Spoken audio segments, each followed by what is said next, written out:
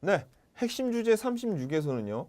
화폐 수요에 대한 얘기를 했고 할 것이고 그다음에 화폐 37에서는 화폐 수요 함수에 대해서 배울 겁니다. 우리가 35에서 뭐 배웠어요? 방금 전에. 그죠? 우리가 35에서는 화폐 공급에 대해서 배우고 공급 함수에 대해서 배웠잖아요. 그러니까 우리가 이제 공급과 수요를 알게 되면 우리가 뒤에 뭘 배우겠어요? 그렇죠. 공급과 수요가 만나는 화폐 시장의 균형에 대해서 배우겠죠. 자, 그런데 이제 화폐 수요를요, 여러분들이 가장 중요한 거는 개념을 알아야 돼요. 여러분들이 화폐 수요라 그러면 자꾸 왜 헷갈리냐면 화폐 수요가 돈을 뭐를 사기 위해서 사용한다는 것을 화폐 수요라고 아는 순간 여러분들은 끝장나는 겁니다. 완전 반대의 개념이에요. 화폐 수요가 돈을 물건을 사기 위해서 화폐를 쓰는 걸 화폐 수요가 아니에요. 화폐 수요는 뭐냐면 얘가 물건을 안 사고 돈을 그냥 자기 주머니에 갖고 있는 거, 안 쓰고 사람들이 그 꼬물 쳐둔 돈 있죠? 그걸 화폐 수요라 그래요. 그러면 자, 불경기에 경기가 되게 안 좋아. 그럼 화폐 수요가 많은 게 좋아요? 아니면 화폐 수요가 적은 게 좋아요?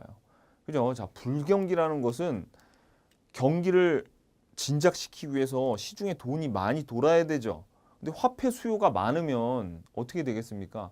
시중에 돈이 안 돌고 다들 주머니에 가만히 있고 돈을 뭘 안 사겠죠? 그러니까 나쁜 거죠. 불경기에 화폐 수요가 많으면 안 좋은 겁니다. 왜? 그만큼 사람들이 돈을 쓰지 않으니까. 돈을 쓰지 않고 가만히 자기가 갖고 있는 거를 화폐 수요라고 하는 거예요. 명심하세요. 아시죠? 가장 중요한 개념이야. 화폐 수요. 그 다음에 고전학파와 케인즈학파에서 우리가 화폐 수요를 배울 건데 중요한 건 케인즈학파가 중요합니다. 앞으로 분석에서는 케인즈학파의 모형을 쓸 건데 고전학파도 나름대로 중요한데 이거는 그래도 참고적으로 꼭 알아두셔야 돼요. 고전학파도 케인즈학파와 비교해서 잘 나오거든요. 하지만 진짜 중요한 거는 우리에게 케인즈학파의 화폐 수요 이론이고요. 자, 그러면 화폐 수요에서 자, 다시 한번 말씀드리지만 화폐 수요가 커지면 재화를 사지 않고 개인들이 그냥 보유한다는 뜻이죠. 그래서 시중에 돌아다니는 돈은 즉 통화량은 감소하게 되어 있다. 요거. 자, 그럼 일단 고전학파의 화폐 수량서를 보면 보세요. 여기 지금 M은 통화량이고요. 그 다음에 P는 가격, 물가죠. Y는 뭐냐면 GDP, 우리 생산한 양이에요. 그럼 V는 뭐냐? 화폐 유통 속도인데 이게 무슨 뜻이냐면 이겁니다. 자, Y라는 것이 그 나라의 국민들이 생산해낸 생산물이죠. 그리고 P는 그 생산물의 가격이죠. 그러니까 예를 들어서 이거예요. PY는 뭘 의미하느냐? 예를 들어서 자전거를 이 나라에서 5대 만들었대요. 그런데 이 자전거의 가격이 10만 원 이랍니다. 그죠? 그러면 자, 예를 들어서 그러면 총 얼마예요? 50만이네. 그죠? 그런데 이 국가에서요. 지금 시중에 돌아다니는 돈이 통화량이 만약에 10,000원짜리 2장 2만 원밖에 없었대요. 그러면 요 50만 원짜리를 다 구매하려면 이 2만 원이 몇 번 왔다 갔다 해야 되겠어. 몇 번 왔다 갔다 해야겠어. 그렇죠. 몇 번 왔다 갔다 해야 된다. 50만 원에 그러니까 25번 회전을 해야지 이 시중에 있는 돈이 돌아야지 요거랑 양변이 같아지죠. 그러니까 요거 V, 요 속도, 통화량이 얼만큼 돌아가느냐 그게 화폐 유통 속도라고 하는 거예요. 아셨죠? 그러니까 이 두 개는 어때요? 같아야 되겠지. 양변이 같아야 되겠죠? 그죠? 자, 그래서 이게 이제 항등식으로 항상 일정해야 된다고 요 시기 이 시기 맞아 들어가야 된다고 고전학파는 생각하면서 여기서 이제 뭘 보는 거냐면 여기에 있는 요 지금 화폐 있죠? 화폐 수량하고 여기에 있는 물가하고의 관계를 주목을 한 거예요. 이 고전학파는. 그래서 자, 방금 전에 MV는 PY를 Y를 이쪽 변으로 이렇게 y를 나눠주면은 p로 정리하면은 p는 y분의 vm이죠. 이렇게 돼요. 그러면 고전학파는 어떤 얘기를 하고 싶었냐면 이런 얘기, 이 사람들은 여기에서 어떤 얘기를 하고 싶냐?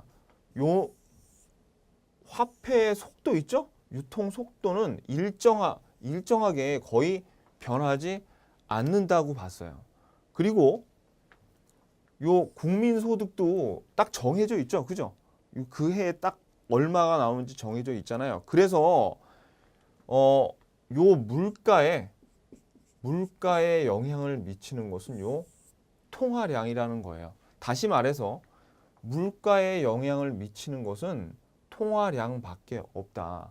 그래서 통화량이 영향을 미치는 것은 곧 물가밖에 없기 때문에 통화량, 즉 시중에 돈이 아무리 많이 돌아간다도 물건이 더 생산되는 건 아니라는 얘기예요. 즉 무슨 얘기냐? 케인즈는 이렇게 생각하고 있습니다. 그러니까 이게 결론인데 케인즈는 시중에 돈이 좀 많이 돌아가잖아요. 시중에 통화량이 좀 바뀌면은 이 생산량도 좀 바뀐다고, 그러니까 국민 소득 자체에 영향을 미친다고 생각을 해요. 그런데 고전학파는 이 식에서 자, 통화량이 영향을 미치는 것은 오직 뭐밖에 없어? 물가밖에 영향을 미쳐. 그러니까 너희들이 뭐 경제를 부양시킨다 어쩐다 하면서 그죠? 돈을 많이 찍어내 봤자 뭐만 올린다는 얘기예요. 그죠? 물가에만, 실물에는, 이런 실제로 생산되는 이런 실물에는 영향을 미치지 못하고 통화량은 어떻게 된다는 거예요? 물가만 상승시킨다는 거예요. 그러면 이거를 우리가, 이거 시험에 잘 나와요. 이걸 뭐라 그런다? 화폐의 중립성이라고 그럽니다. 뭐가 중립적이라는 거예요? 그렇죠? 화폐는 물가만 변화시키지 어떤 거? 실물에 대해서는 중립을 유지한다. 즉 아무런 영향을 못 미친다는 것이 바로 화폐의 중립성이다. 이렇게 얘기를 하는 거예요. 아셨죠? 그러니까 화폐는, 자, 근데 이게 누구 생각이야? 누구? 그죠? 고전학파의 생각은 이렇다는 거예요. 화폐량으로는 실물 경제에 영향을 못 미치고 오직 뭐만, 물가만 변화를 시키더라. 아셨죠?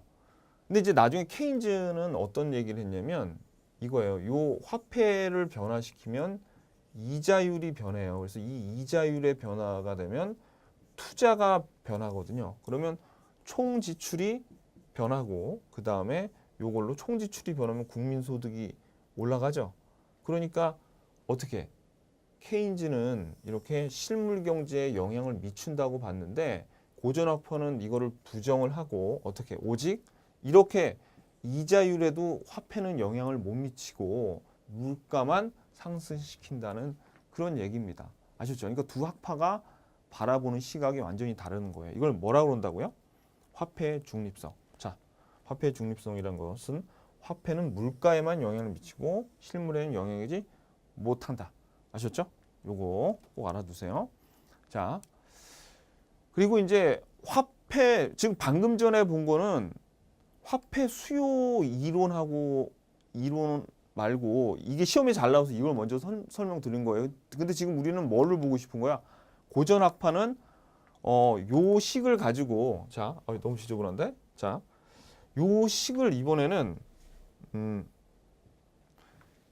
이 식을 P로 정리하지 말고 M으로 한번 정리를 해봤어요. M으로 정리하면 이런 식으로 되죠. 그래서 화폐 수요가 요렇게 된다고 얘기했어요. 그런데 여기 보시면 요 화폐 속도 요거는 상수니까 그냥 일정하다고 보는 거죠.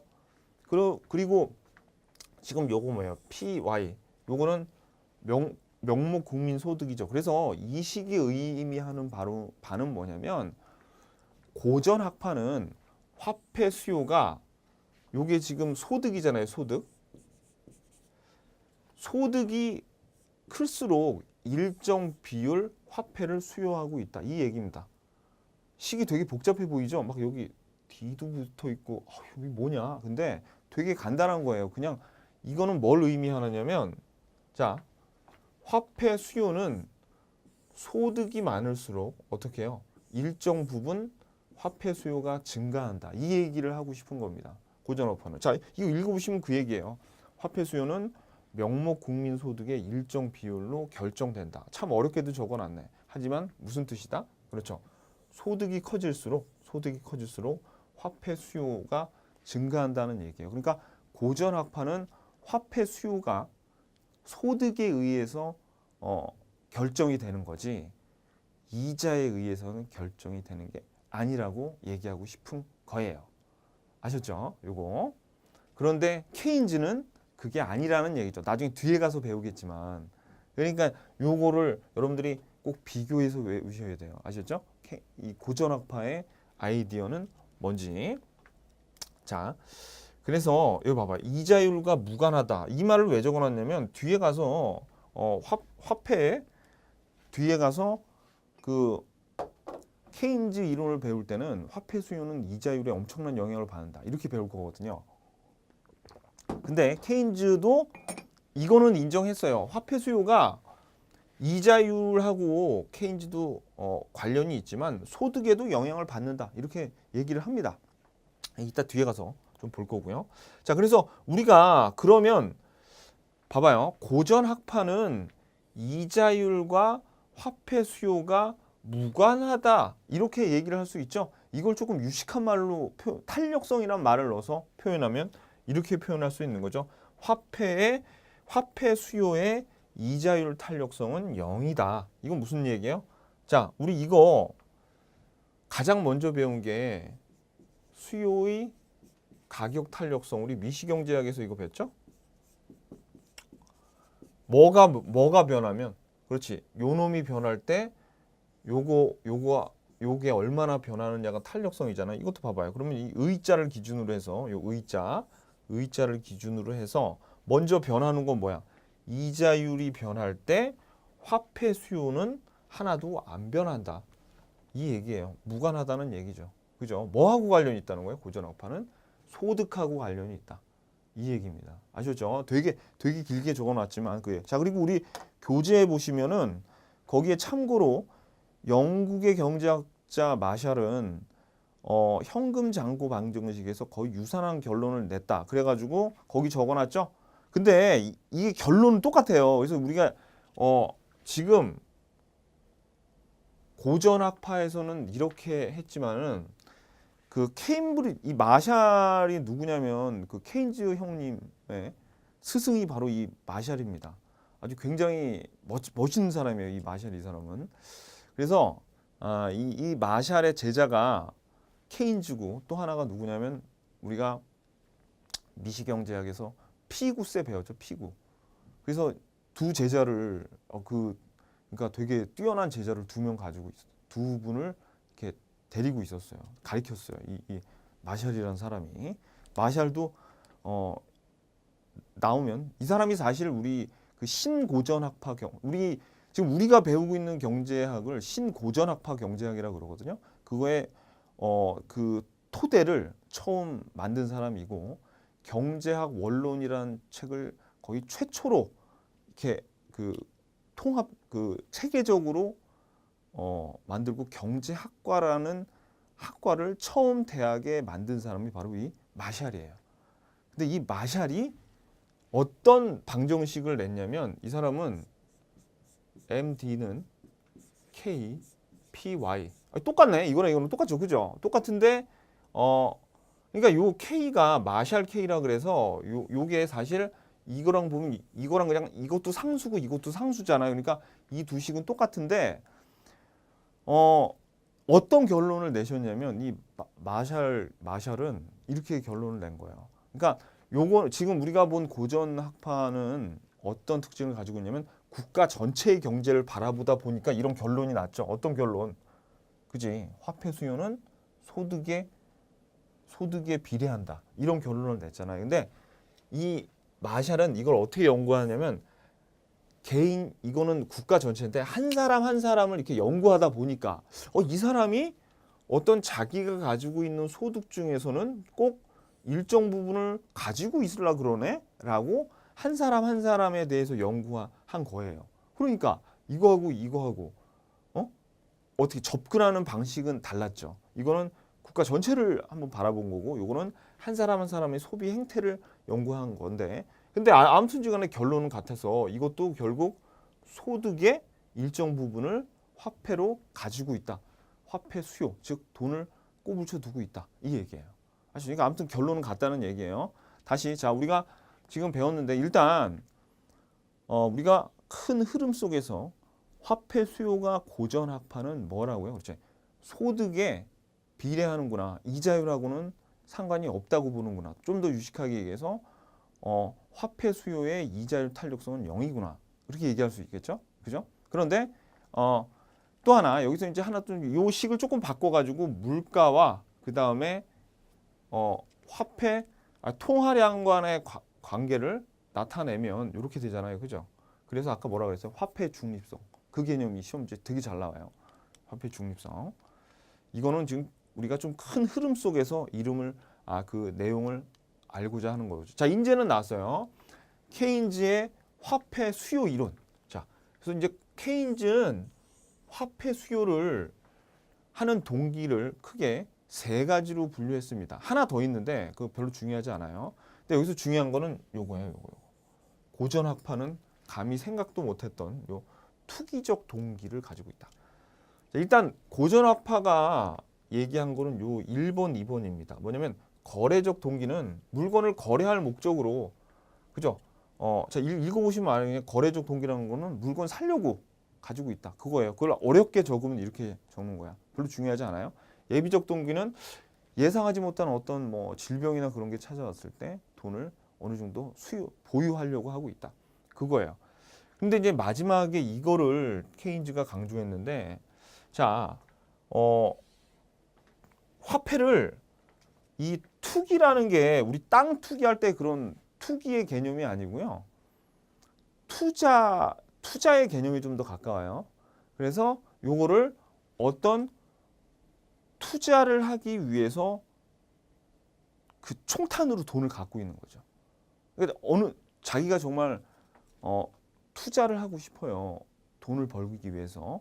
그랬을 때 투자를 하고 싶을 때 어느 정도 돈이 있어야 투자할 거 아니에요. 그때를 대비해서 돈을 안 쓰고 갖고 있다는 얘기예요. 이걸 뭐라고 그러다? 투기적 동기. 그래서 채권과 같은 수익 자산을 구입하기 위해 화폐를 어느 정도 보유하고 있어요. 그러면 왜 채권을 당장 안 사고 보유하고 있냐?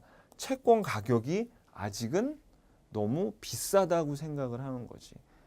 이게 이 채권이 싸지기만을 기다리면서 돈을 가지고 있다는 얘기예요. 이게 뭐예요? 투기적 동기.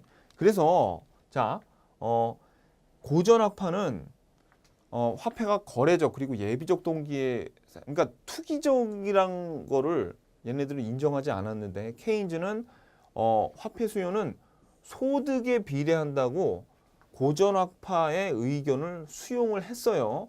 하지만 지금 보는 요 화폐 수요의 동기는 어떤 거냐면 투기적 동기에 의해서 이자율의 반비례함을 주장을 했다. 이자율에 비례한다고요? 반비례한다고요? 그렇죠? 이자율에 반비례한다.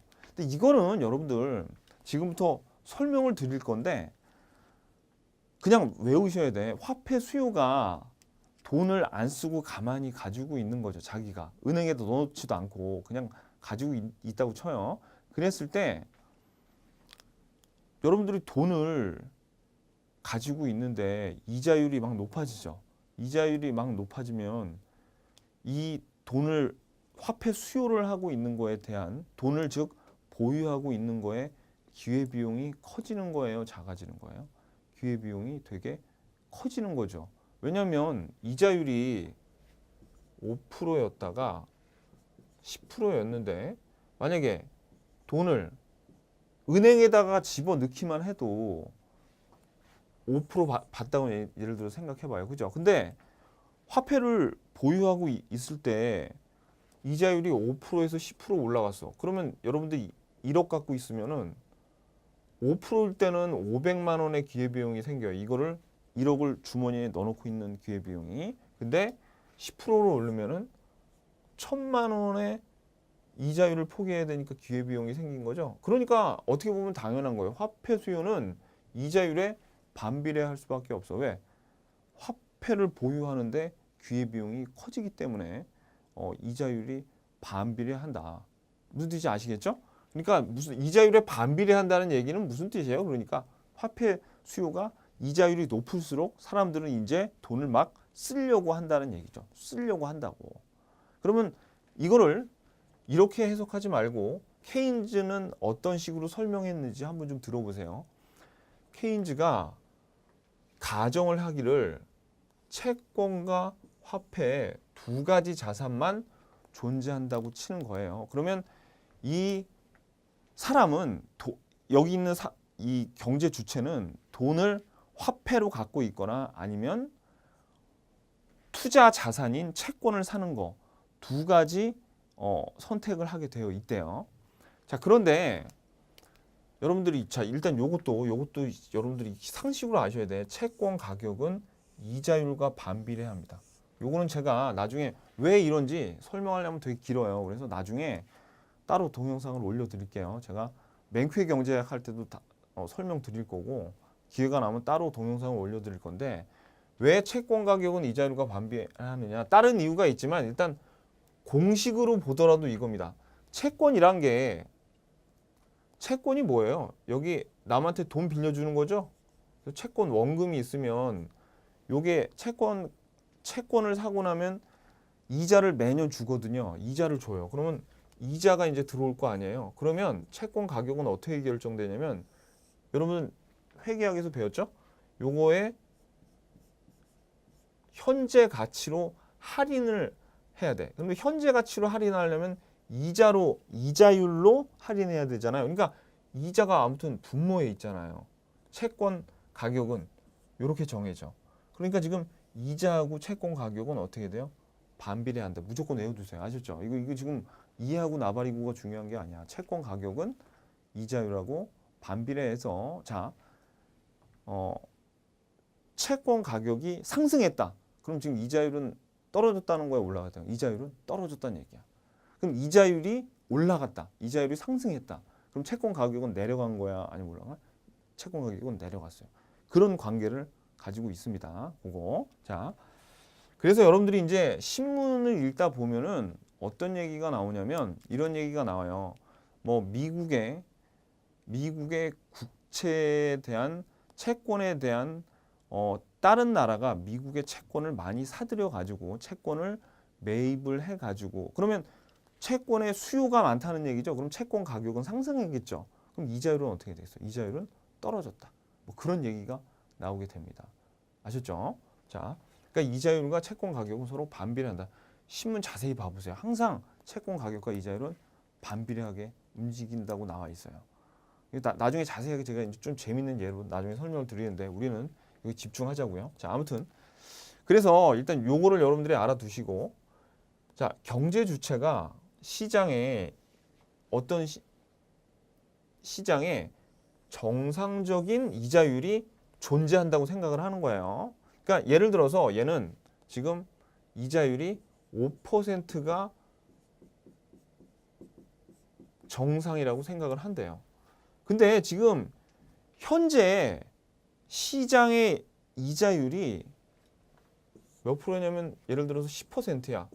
그러면 이자율이 정상보다 너무 높다고 생각하는 거죠. 그죠? 그러면 어때요? 채권의 가격이 지금 너무 낮다고 생각하는 거잖아. 이자율은 낮다고 생각하죠. 그러면은 얘는 어떻게 생각해요? 그러면은 채권 가격이 지금 낮으니까 채권 가격이 낮으니까 지금 언젠가는 채권이 오르겠네 하니까 어떻게 화폐를 어떻게 채권을 사게 된다는 거예요. 자, 봐봐요. 그러면 이자율이 너무 높다고 생각하면 이자율이 하락할 것을 기대한다. 이 말은 무슨 뜻이냐면 채권 가격이 너무 낮다고 생각하니까 채권 가격이 상승할 것이라고 생각할 거랑 똑같다는 얘기죠.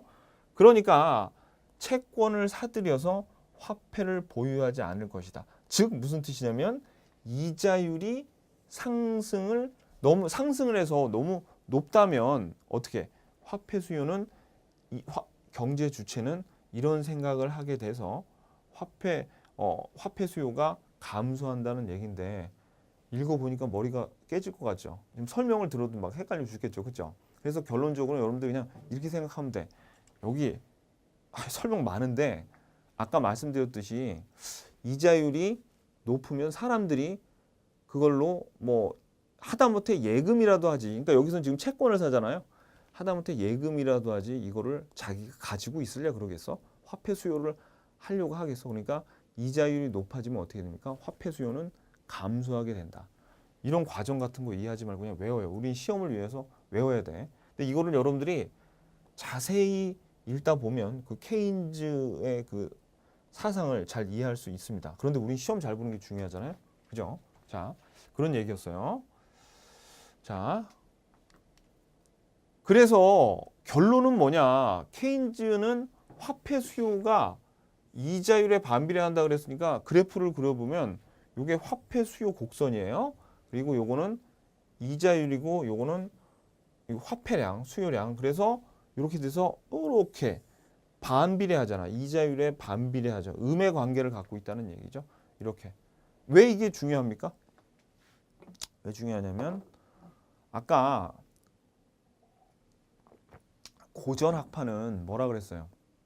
이자율하고 상관없다면서. 근데 케인즈는 어떻게 해요? 이자율하고는 이런 관계를 갖고 있다는 거예요.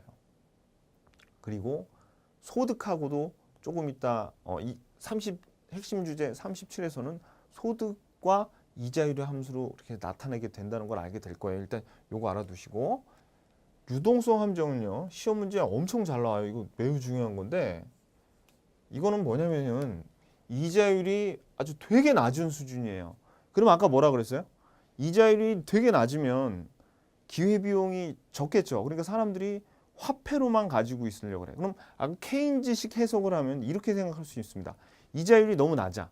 이자율이 너무 낮으니까 이제 이자율이 오를 때가 됐는데 라고 예측하는 거예요. 이자율이 오를 때라고 됐는데 라고 예측하는 거는 채권의 가격이 내려갈 거라고 예측하고 있는 거죠. 그러면 사람들은 채권의 가격이 싸지기를 기다린다는 얘기죠. 그래서 지금은 뭘로만 돈을 갖고 있으려고 그래? 그렇죠? 채권이 아닌 화폐로 돈을 가지고 있으려는 것. 요거를 뭐라고 그러냐면 유동성 함정이라고 하는 거예요. 자, 그럼 이 유동성 함정이라는 것은 무슨 뜻이냐면 유동성 함정의 정체는 바로 우리들의 주머니와 지갑을 얘기하는 겁니다. 지금 뭐냐면 이거는 이게 뜻이 유동성 함정이란 놈이 어떤 놈을 곤란하게 빠뜨리다 그런 뜻보다도 어떤 의미가 쓰냐면 유동성이란 것이 즉 돈이 함정에 빠졌다는 얘기예요. 즉 돈이 어디로 들어가? 그렇죠. 민간의 화폐 수요로 돈이 다 들어가서 시중에는 이제 돈이 잘 안 도는 현상. 자, 그래가지고 자 보세요. 이 유동성 함정이란 것은 모든 자산을 화폐로 보유하려고 합니다. 그래서 이제 우리 화폐 수요 곡선을 보면은 어떻게 생겼냐면 이렇게 생겼어요. 화폐 수요 곡선이 이렇게 수평이 쭉 되는 겁니다. 수평이 되는 구간이에요. 이렇게 우하향하는 게 아니라 수평의 구간이에요. 자, 그래서 이제 이 경제가 유동성 함정 구간에 있을 때는 경기를 활성화시키기 위해서 이제 중앙은행이 돈을 풀겠죠. 그죠? 재정 정책이나 통화 정책을 통해서 돈을 막 풀어도 그 돈이 이제 시중에 유통이 돼야지 돈이 돌아가야지 이 경기가 다시 살아날 거 아니에요. 그런데 이 돈이 어디 함정에 빠진다고 어디 우리 주머니 속에 들어가요. 돈이 돌지 않고 그게 유동성 함정이야. 이게 무슨 얘기냐? 봐봐요. 경제 활성화가 되지 않아요. 유동성 함정. 무슨 뜻이냐면 봐봐요. 자, 예를 들어서 이 구간에서 이자율이 어느 정도 좀 높은 구간에서 국가가 돈을 풀면은 어떤 일이 생기냐면 자, 우리 화폐 공급 곡선이 이렇게 생겼다 그랬죠? 요 화폐의 공급 곡선이고 이게 화폐 수요 곡선이잖아요. 요랬을 때 돈을 좀 풀었어, 국가가. 그러면은 요 공급 곡선이 이렇게 우측으로 이동하죠. 그러면서 이자율이 이렇게 하락을 하게 됩니다. 이자율이 하락을 하게 되면 투자 지출이 증가해요. 투자가 올라가면 총 수요가 증가하죠. 그러면서 국민 소득이 증가하잖아요. 그죠? 그러니까 이런 구간에서는 이 통화 공급을 통해서 또는 재정 정책이나 그 밖에 통화량을 늘리는 이런 정책을 통해서 이자율의 하락으로서 경제 활성화를 가져올 수가 있지만 봐봐요. 이 유동성 함정 구간에서 공급 곡선이 이렇게 있는데 이렇게 통화 공급을 늘려봤자 이자율이 떨어져 안 떨어져? 이자율이 안 떨어지죠? 그러면 우리가 봤던 이자율이 떨어지면서 투자 증가에서부터 이런 효과를 기대할 수가 없잖아요. 그건 뭐예요? 이 유동성 함정 구간에서는 경제 활성화가 잘 되지가 않는다는 그런 얘기입니다. 대표적인 예가 일본이 그렇잖아요. 일본이 이자율이 굉장히 낮죠. 이자율이 굉장히 낮아가지고 은행에서 돈을 아무리 풀어도 이자율이 올라가지가 않아요. 지금 일본은 그래서 유동성 함정 구간에 빠져 있다. 지금 잃어버린 10년 그래가지고 거의 뭐 20년째 돼가고 있는데 계속 그렇게 지금 그 상태를 어떻게든 벗어나려고 지금 막 그 일본 정부에서 돈을 어마어마하게 투자를 쏟아붓고 그래도 잘 빠져나오지를 못하고 있습니다. 자, 아무튼지간에 이게 유동성 함정이에요. 아셨죠? 자, 그러면 이제 문제 한번 풀어볼게요. 화폐 수요에 대한 설명으로 틀린 것은 케인즈는 투기적 동기의 화폐 보유를 중시한다 그랬죠. 그죠? 고전학파는 아닌데. 자, 2번 고전학파는 소득이 증가하면 화폐 수요가 증가한다고 주장했죠. 고전학파는. 케인즈는 화폐 수요가 소득과 무관하고 이자율과는 반비례한다. 이게 틀렸네. 왜냐하면 소득과 무관하지 않다 그랬어요. 케인즈도 소득과 화폐 수요가 관계가 있다라고 주장을 했습니다. 이자율과 반비례하는 건 맞고요. 화폐 수요는 저량의 개념입니다. 왜냐하면 일정 보유하고 있는 개념이라 그랬죠. 어떤 시점에서 보유하고 있는 개념. 그래서 우리가 그냥 수요는 유량인데 화폐 수요는 저량이란 걸 여러분들이 아셔야 돼요. 케인즈 학파는 이자율이 화폐 시장에서 그렇죠. 이게 중요하지. 자, 케인즈 학파는 이자율이 우리가 방금 여기에서 봤듯이 화폐 시장에서 화폐 수요 공급에서 정해지죠. 근데 고전 학파는 실물 시장에서요. 투자와 저축이 만나는 여기에서 이자율이 결정된다. 이렇게 고전 학파는 보고 있어요. 그러니까 왜 이게 아까 뭐라 그랬어요? 화폐 중립성이라고 했죠. 이 이자율도 실물 변수인데 이 화폐는 실물 변수로 봐서 이자율을 변화시킬 수 없다고 본 거예요. 실물 시장에서 이자율이 결정이 된다. 이런 얘기죠. 네, 핵심 유제 2번 화폐 수요의 이자율 탄력성이 무한대인 상태에서 다음 중 옳지 않은 것은 자, 화폐 수요의 이자율 탄력성이 무한대. 자, 우리 그 미시경제학에서 배웠죠? 무한대이면 이렇게 되는 거 아니야? 이렇게 수평인 거 아니에요? 그죠? 그러니까 아까 여기네. 유동성 함정 구간을 얘기하는 거죠. 지금 여기니까. 그죠? 그래서 옳은 거 그러니까 유동성 함정 구간이다 맞고 경제 주체들의 채권의 가격이 곧 하락할 것이라고 예상한다. 즉 유동성 함정 구간에는 이자율이 너무 낮다고 생각한다는 거죠. 그 말은 뭐냐면 곧 이자율이 상승할 것을 예상을 하는 것이고 이자율 상승을 얘기한다는 말은 곧 뭐를 예상한다는 것이에요. 그렇죠? 채권의 가격이 하락할 것이라고 예상한다. 맞는 거네. 화폐 보유의 기회기간이 작은 구간이죠. 작은 구간. 이거 어떻게 생각한다 그랬어요? 화폐 수요, 즉 화폐 보유의 기회비용이 이자율이 클수록 더 커진다 그랬죠? 중앙은행이 공개시장 조작을 통한 이자율 조정이 어렵습니다. 이자율이 안 바뀐다 그랬잖아요. 아까 요거 이렇게 통화 정책을 펼치더라도 공개시장 조작이 대표적인 통화 정책의 하나거든요. 하나인데 잘 안 먹힌다고요. 어떤 구간에서?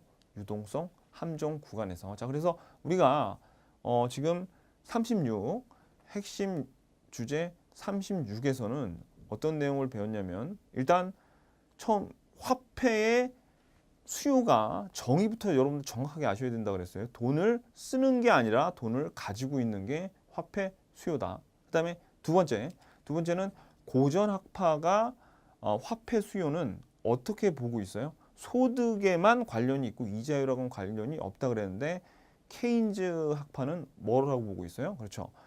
소득에도 물론 영향을 받지만 이자율에 화폐 수요가 반비례한다라고 그렇게 주장을 하고 있죠.